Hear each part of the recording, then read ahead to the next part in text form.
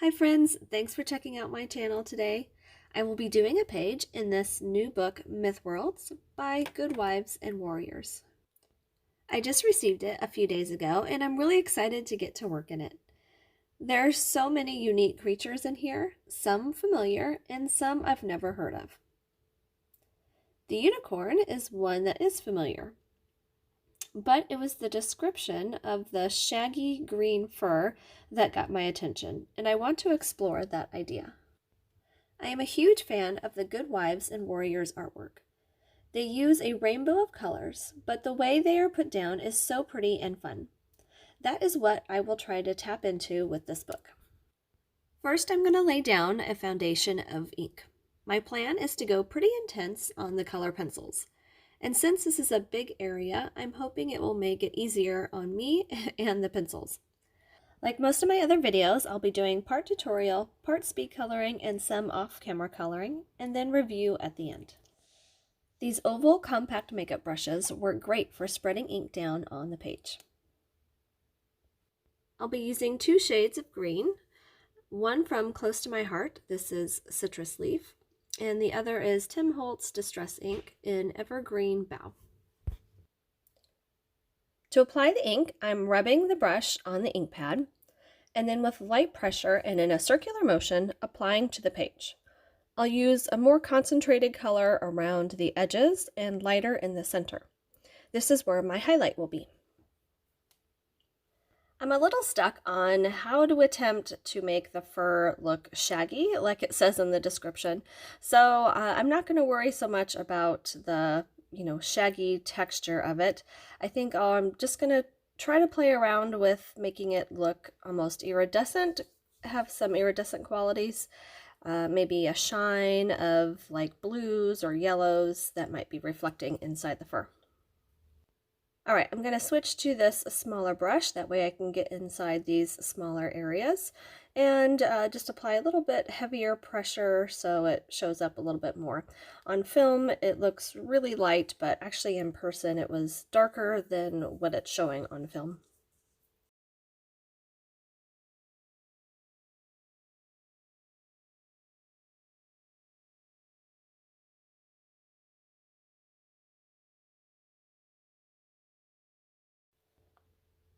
All right, now grabbing some of this lighter color, this is Citrus Leaf, and I'm going to concentrate this color more in the center. This will just help when I'm coloring to remember that this is my highlight area.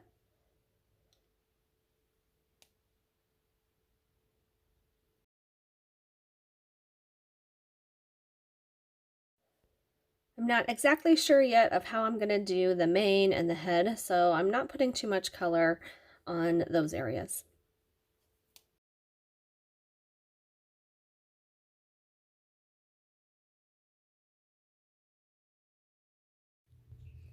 Next will be color pencils. I'm using Prisma Colors, and I'll put all my colors down in the description.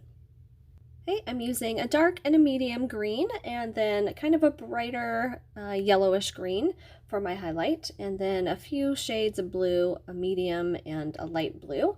That way I can just kind of put some of those colors in for that iridescent look and just have little pops of blue here and there. So my process, I'm going to start with my dark, going around the edges and starting off with kind of a medium to hard pressure, and then I'll gradually start building that color towards the middle, leaving the middle white and then adding the different layers of green to kind of help blend the dark to the lights.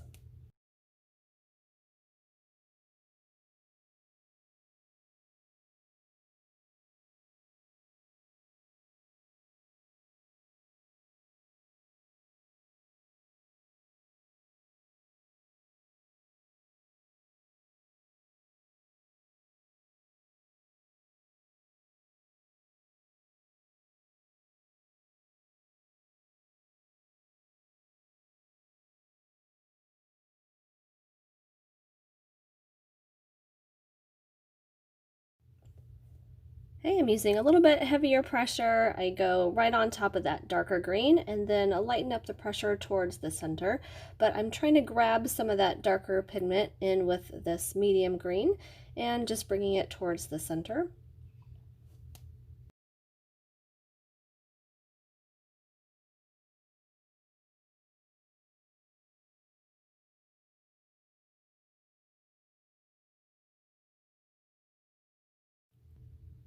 And then now I'm using that yellow green and just keeping that towards the center. Again, grabbing some of that medium shade green and the darker green, pulling that down, all blending it well.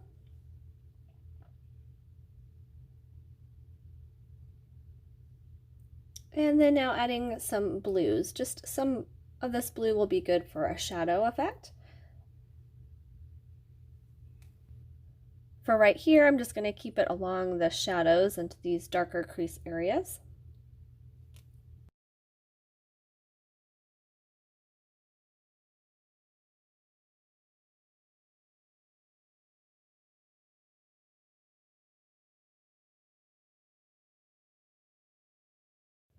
And then going back over with the darker color just to give it a little bit more contrast.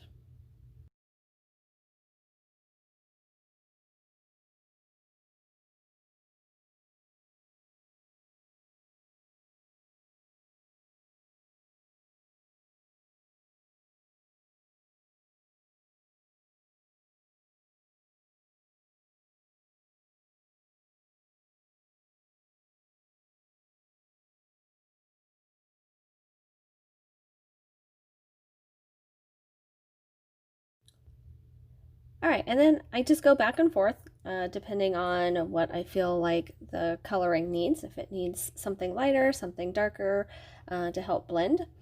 Every paper reacts a little bit differently. This one has a little bit more tooth to it, a little bit more graininess. So I'm noticing that even though I'm blending well, there's still some like white specks. You can't really see it here in the video, but this is where a good blending pencil would come in handy. And that way you can kind of, instead of adding more and more colors, you can just use this blender and it just kind of blends and smooths out that color. Kind of, I describe it as like almost melting the pigment of the colors into the page. It just smooths it out over those little ripples of paper without adding additional color.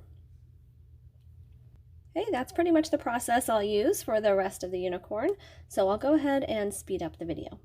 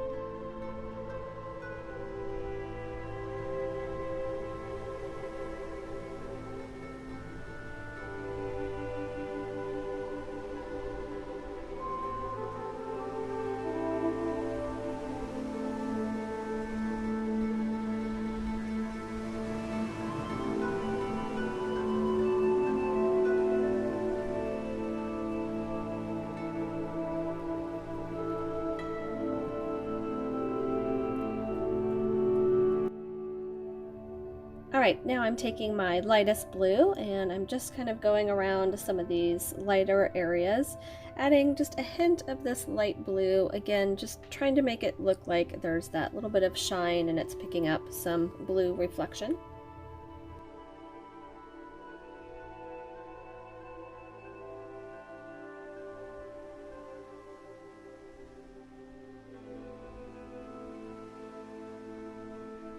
I wasn't exactly sure how I wanted to do the head, so I had to look up some pictures of some horses and some unicorns. So it looked like the front, the nose snout area was darker and then it got lighter towards the head. So that is the concept that I'll be working on for this.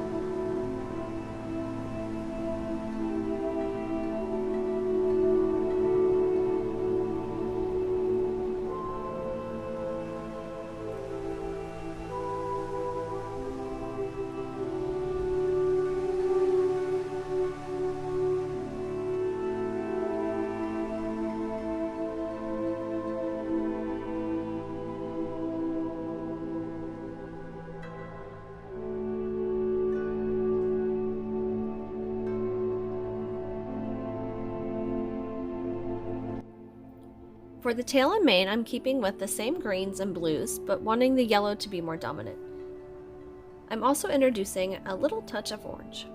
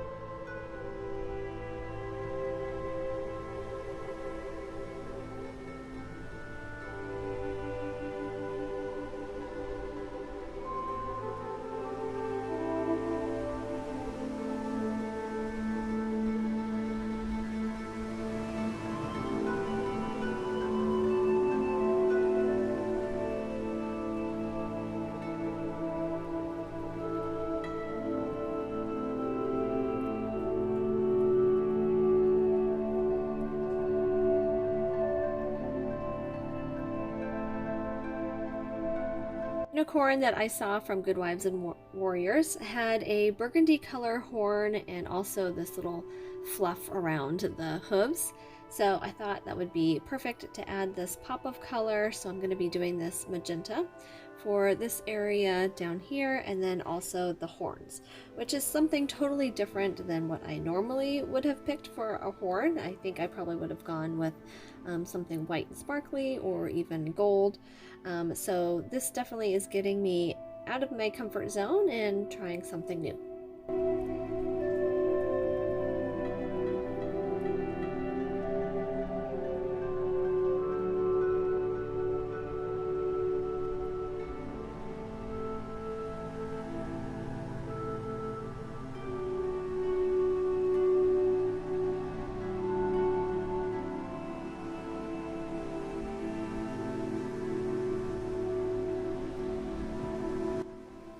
Alright, now I'm going to use the white Posca pen to add some little reflections to the horn, some little fur texture into those hoof areas, and then now on all these little white spots in the line art, I'm going to make some little sparkly kind of star-like shapes.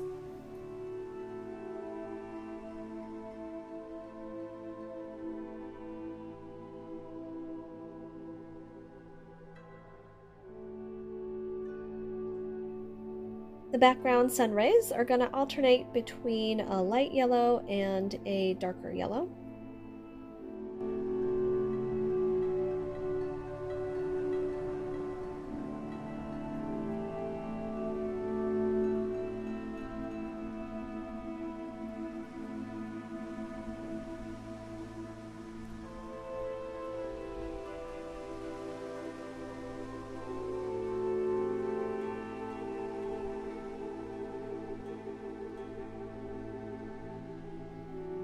After I colored in with this darker yellow, I went over it with the lighter yellow, and that just helped smooth it out and added a different kind of yellow hue to it, which I liked a lot better, so it's not too orange.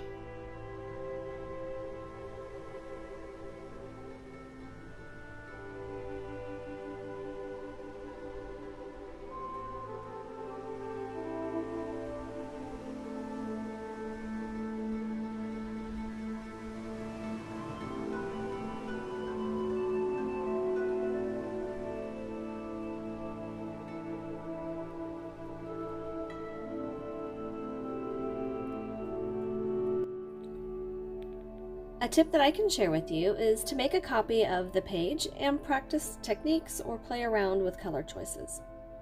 This is my practice page. It is also where I log all my colors, but I'm also glad I played with the different colors for the mountains. I originally pictured the mountains purple and blue, so you can see that I was kind of playing around with some different striping, but then I decided to do orange, and I'm so glad I did because I think it looks so much better.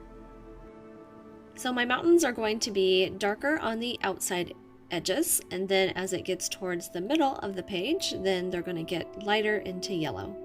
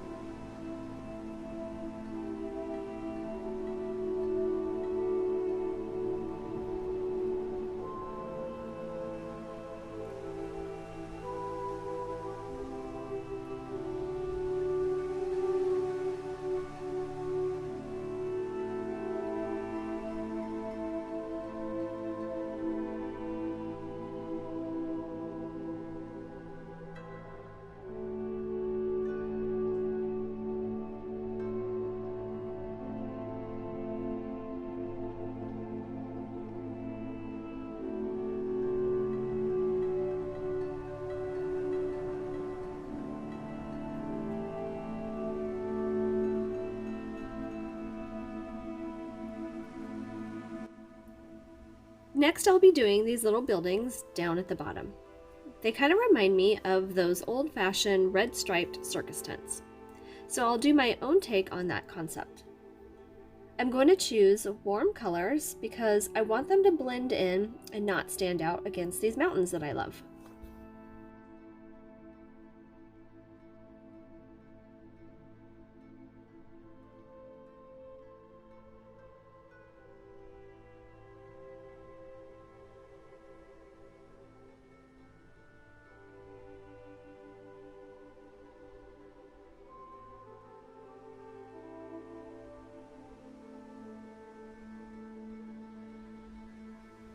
For these flowers, I'm going to keep them all the same. So the leaves are going to be the same colors that I used in the unicorn. So starting with this light green and then adding some dark green and then blending.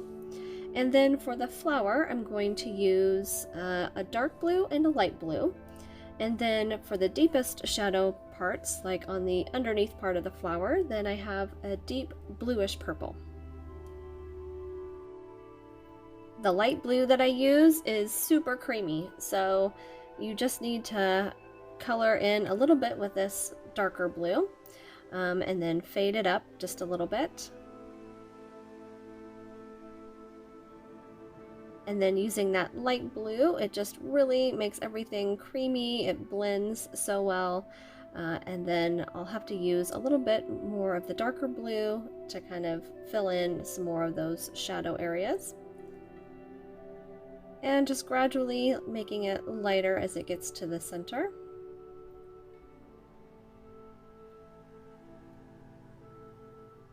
At the end, I'll use a white Posca and just dab a little white dots in some of the highlight areas. Alright, I finished the flowers off camera, and wow, does that blue pop against the orange mountains. That looks beautiful. Alright, so now I'm going to be doing the clouds. I'm going to use that same light blue and then a slightly darker blue. So I'm just going to hit the bottoms of some of these clouds, keeping the lightest part up at the top and then the darker down towards the bottom.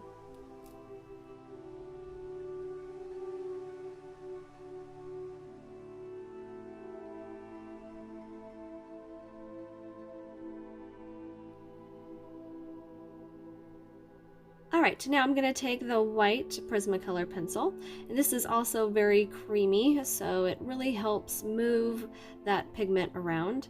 And because they're clouds, it creates that nice soft feel to them.